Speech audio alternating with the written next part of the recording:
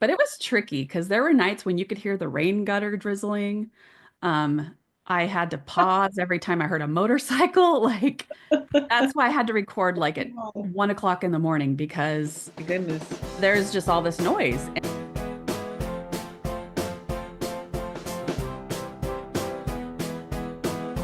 Hi, readers. Thank you for being here tonight. I am so excited for this interview because I'm going to be talking to Angel Vandegrift Park, and she is the one who narrated Maggie and Max for me.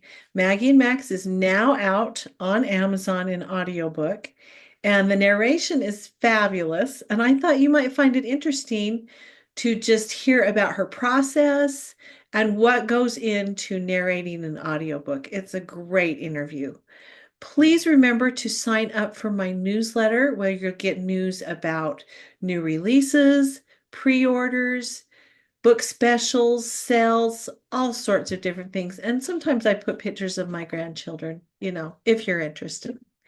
And don't forget, The Amish Quiltmaker's Unattached Neighbor comes out November 26th.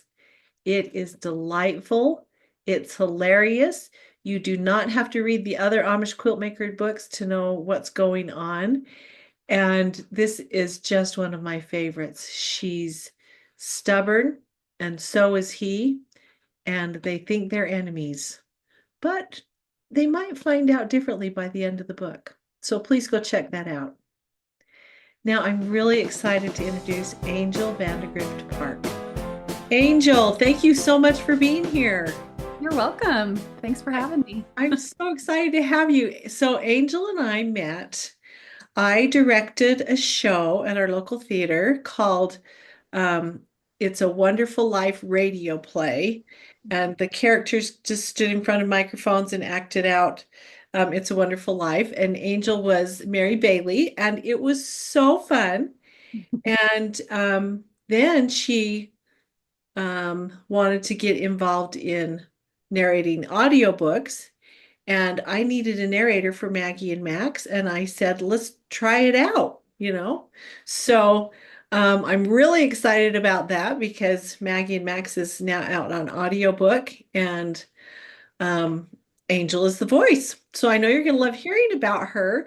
So, Angel, tell us a little bit about yourselves and why. I know you've been an actress, you've been a Mhm. Disney princess. So tell us kind of about your history and Yeah. um, why Um, it's attractive to you to narrate books. yeah, so I've always been interested in acting and theater and oh, sorry about that. I've always been interested in acting and theater and I grew up in that environment. My father was very much into acting and he would make sets. He was an artist and my mother was into costuming and so like it just kind of was a thing for our family to be involved in all that. And it just came natural to me. I loved performing, being on stage, and I was in a number of shows. I was of course in my high school musicals and played lots of parts. And I just loved I did it. I did musical theater in college. I majored in musical theater. Cool. And yeah, and even as a child, I actually did some voiceover work. I made a couple computer games, and then I made some commercials as well. So as a child. That's really cool. So I don't know, my dad kind of got me into it a little bit. I just did it for a brief period of time, but it was fun. And one of the games that I did was the Berenstain Bears Learning at Home computer game, and I was Sister Bear. And that was Really? like that was pretty popular at the time, 1992, I think it was. Okay, so we need to go look that up. Can we find it? Yeah, Keep it it was a thing. Yeah. on. And it's funny on the credits it says and Angel as Sister Bear. It didn't say my last name. It just said and Angel. Like they were trying to make me a star. Anyway, but I it's fun having my kids like play that game because they're like, that's mommy. That is Anyway, yeah. And I'm a mom. I have three kids and I'm married. My kids are, let's see, seven. I have 7-year-old twins and a 3-year-old daughter. So boy and girl twins and a 3-year-old daughter. And right now I'm just living the mom life. But yes, I did lots of theater back in the day and a little bit of voiceover as a child. So It's just right up my alley. Yeah. Oh All that. yeah. And so you were a Disney princess, is that right? Yes, I forgot about that. So when I was just after college, a little bit after, I decided to go to an audition in it was like at the University of Utah. They were just looking for characters. And I thought they were just looking for like, I don't know, characters like Mickey Mouse or, those kind of characters. But when I went in there, they were kind of funny. They just looked at me and they were like whispering to each other. And then they pulled me aside and they started putting all these wigs on my head. And I was like, oh my gosh, I don't think they want me to be a princess. And it was really fun. I got to perform roles as such as Snow White, Ariel, the Little Mermaid, and Mary Poppins, and Drizella, Cinderella's stepsister. I got to play those roles. So it was quite a variety, quite a spectrum of fun parts to play. Now, So was that in Disney World? Was that and when? it was in Walt Disney World. I did it for Okay. about 5 years, Wow. in my mid 20s. Yeah, I did that. And then Oh. I moved back to Utah and got married, and the rest of is history with that. So and then yeah, I got to do It's a Wonderful Life 5 years ago. That was actually my last play because I've been living the mom life. So that was my last theatrical venue, and hopefully I'll get to do it again. Yes, So, absolutely. It was so fun. I yeah, can't believe it was 5 years ago. Gosh. yeah, I Oh, know. we're all getting This old. flies. Yeah. Tell me about the book narration process. Was it what you expected? Was it harder, easier? Just Uh, all the things about that. there was like certain aspects of it was probably what I expected. And those are the things that came more natural, just the process of narration. I've always been a pretty good cold reader, and it's easy for me to just narrate something and not make a ton of mistakes. Mhm. But it was kind of interesting. I thought, oh, this will be easy. This won't be that hard. But when I got into it, and I had to like narrate almost in the middle of the night because when, in order to narrate successfully, you have to have a room that's pretty soundproof. And so in my case, I used my master bedroom closet is like a 5 by 6 room. And then, of course, there's the clothes hanging up. So it muffles the sound. And so it makes a good environment. And then my husband, excuse me, my husband just ran a cord from the computer into the room. And that's the microphone. He set it up for me and he built a cutout for our door and like a sheetrock cutout with foam on the back. So I had this heavy door I had to put in place and then shut the whole room up. So it was like almost soundproof. I mean, but it was tricky because there were nights when you could hear the rain gutter drizzling. Um, I had to pause every time I heard a motorcycle. Like that's why I had to record like at Oh, 1 o'clock in the morning because my goodness. there's just all this noise. And even though I was in a pretty quiet place, the microphone picks up like everything. So it was a little bit more frustrating than in that regard. And also, and of course, when I get frustrated, I tend to make more mistakes. And that's when and so I was like, oh, this is a little bit harder than I realized. Because now I'm making more mistakes because I'm getting frustrated because I'm hearing this and I'm hearing that. And so that was definitely something to work through. But Hmm. Wow. Well, yeah, that's so interesting. I'm so and yeah, sorry. and I didn't understand how much time it would take to narrate a book too. I thought, oh, maybe I could get this done in a couple weeks, and it took me months. A while, and that's But okay. it was my first book, I and this is want my to first interrupt. experience. Yes. Yeah. It was your first book. So Yes. are you going to keep doing it? I would like to. Yeah. I mean, it was a good experience to learn. It taught me about pacing and how it's basically like, okay, I have to treat this as a full-time job. I have to make sure and go in there and I have to do Mm. this much, because I would sometimes lose my momentum and I would Oh, get yeah. doing other projects or I do stuff with the kids and I'm like, oh, that's right. I got to go back and do the book.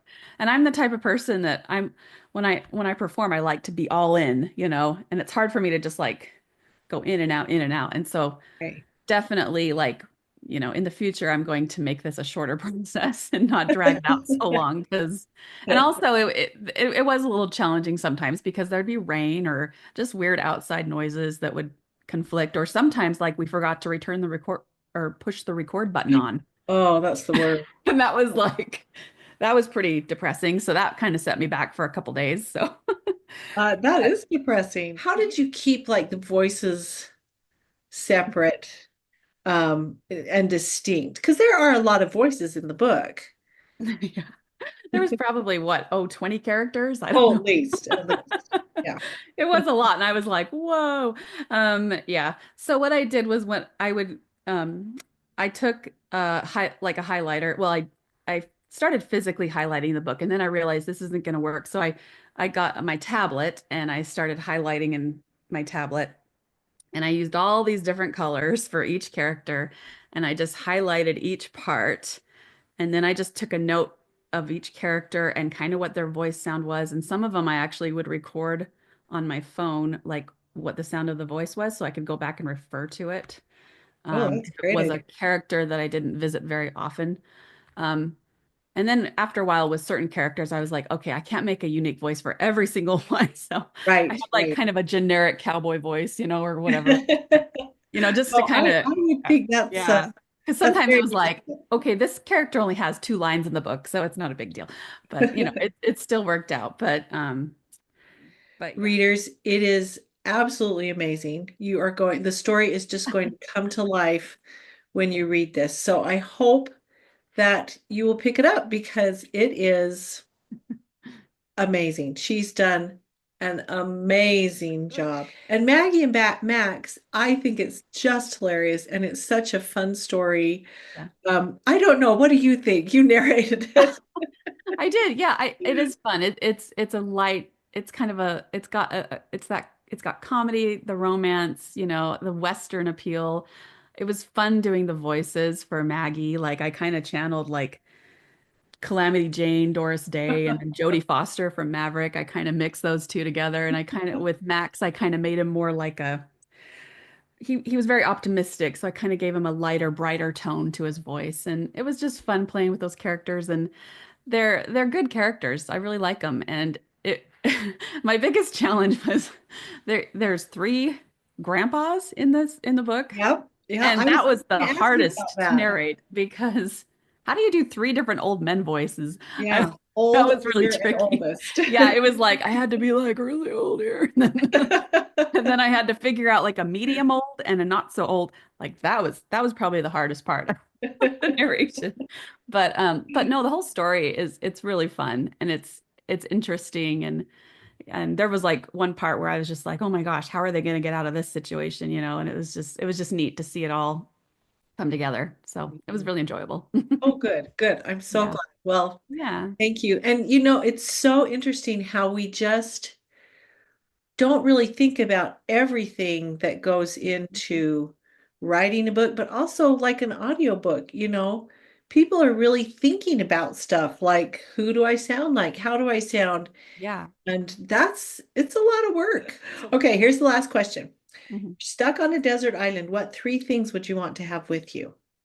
I would probably have a journal and a pen, and probably like some really good books to read, and probably like, the Bible or something, just something to keep me going, knowing, hey, I'm going to get off this island eventually, and and somebody's going to help me get off it. So I'll just keep trusting in the Lord, right? Well, Angel, it's been such a pleasure. Readers, please go check out Maggie and Max, the audiobook, now that it's up. And just super, super excited for you to listen. It's fabulous. And that is all due to Angel. So thank you Oh, so much. well, thank you for writing such a wonderful story.